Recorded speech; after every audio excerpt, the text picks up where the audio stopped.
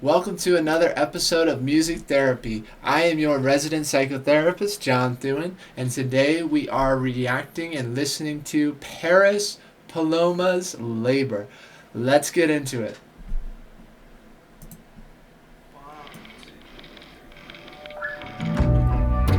Why are you hanging on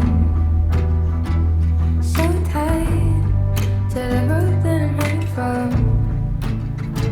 Off this island, this was an escape plan.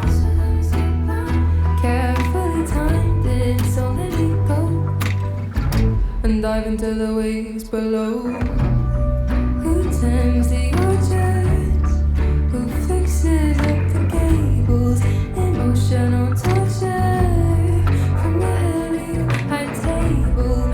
Who fetches the water? Wow, so she is painting a very vivid description of an emotionally and physically perhaps abusive relationship where someone has a noose and they're holding on to it so tight that she can barely move, where she is constantly exploited to do everything for this person and basically be enslaved in the traditional gender role of females, which is typically cooking, cleaning, and she feels confined by that and that she's taken advantage of by her abusive partner. What an incredible rhythm and melody she has in this song. From Rocky Mountain Spring and walk back down again to feel your words and their sharp sting.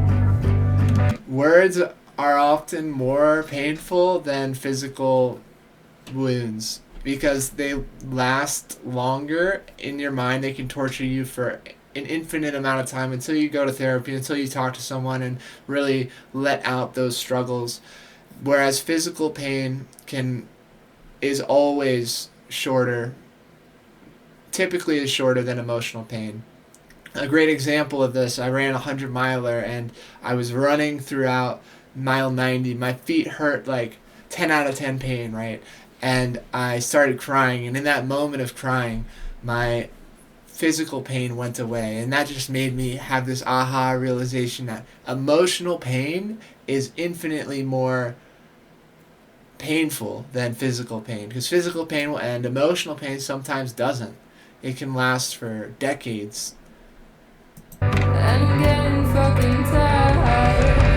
The capillaries in my eyes are bursting. If all love died, would that be the worst thing? I love how she says capillaries, right? In the U.S. we say capillaries, but she says capillaries. I love it. That's so cool. Somebody I thought was my savior, sure make me do a whole lot of labor. The kind of Wow, how those roles have shifted from she thought that he was her savior, but she's laboring, right? In fact, she's probably his savior for enabling this sort of behavior. skin on my hands is cracking. If our love ends, would that be a bad thing? And the silence once I bed chamber, you make me do too much labor.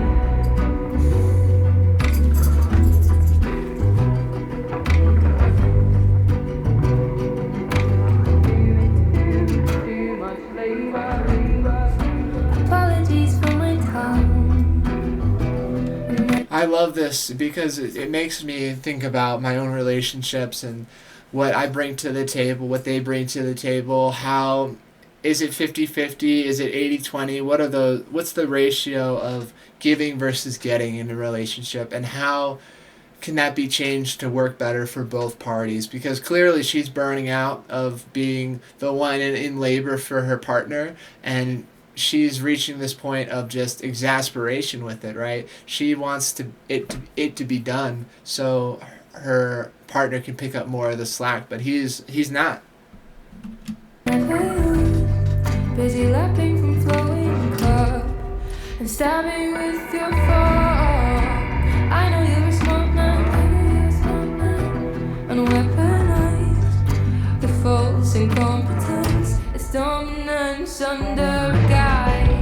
If we had a daughter. Wow, so that line right there, you weaponize false incompetence as dominance under a guise. What she's saying there is he acts like he's helpless so he can dominate her into doing everything for her. A great example of that, if you have a coworker who doesn't pull their end of the deal, then they act like they can't do it, so you are forced to do more. That's another great example of how learned helplessness and weaponizing false incompetence, like, oh, I can't do this, is a way of dominating other people. Super codependent and enmeshed. And in those cases, if that's happening in your life, I think boundaries are crucial, right? Boundaries separate you from everyone else, and we need to have boundaries because we're not capable of being walked all over like a doormat all the time. I'd watch and could not save her. The emotional torture from the head of your high table. She'd do what you taught her. She'd meet the same cruel fate. So now I've gotta run so I can undo this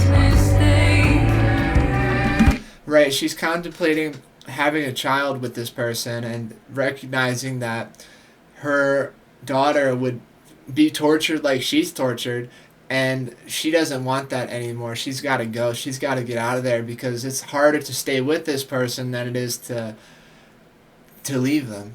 At least I gotta try. The capillaries in my eyes are bursting. If our love died, would that be the worst thing? With somebody I thought was my savior, sure make it do a whole lot of labor. The kind of skin on my hands is cracking. If our love ends, would that be a bad thing?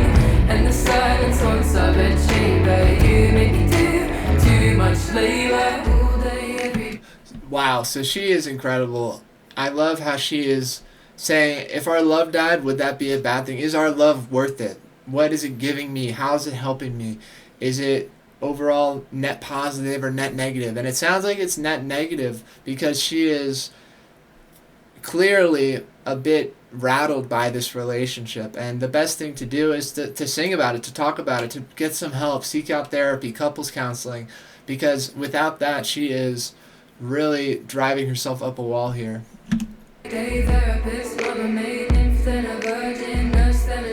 Right here, I think she's talking about the gender roles that females play throughout their life, right? All day, every day, therapist, mother, maid, nymph, then a virgin, nurse, then a servant. That shows the complexity of the roles that females have to play throughout their daily life. And it's exhausting to put on those faces and to be those things for those people.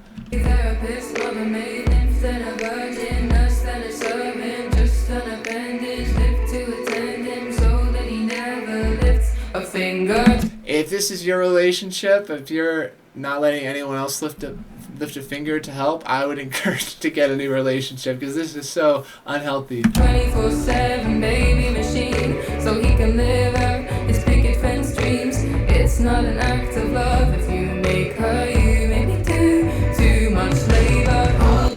Wow, what a line there. It's not an act of love if you make her. So if you force someone to do something, they're not acting out of love, they're acting because you've told them to do it. And if you give them an opportunity to do it on their own agenda, maybe then it'll be an act of love. And wow, what a powerful line by Paris there. All day, every day, therapist, mother, maid, nymph, then a virgin, nurse, then a servant, just an appendage, live to attend him. You can see she is really kind of, the way she bit into that fruit and it just splattered all over her, like she's gonna change something now, right? So that he never lifts a finger, 24/7 baby machine, so he can live out his picket fence dreams. It's not an act of love if you make her, you make me do too much labor. The babies in your eyes are bursting. If I love her, I understand it's bursting. Just an. So I think right here she's breaking free of those gender roles of that nymph then a virgin, nurse then a servant, and she is saying, screw it, I'm hungry, I gotta eat this pie, I gotta get my hands red because I'm exhausted of playing these roles.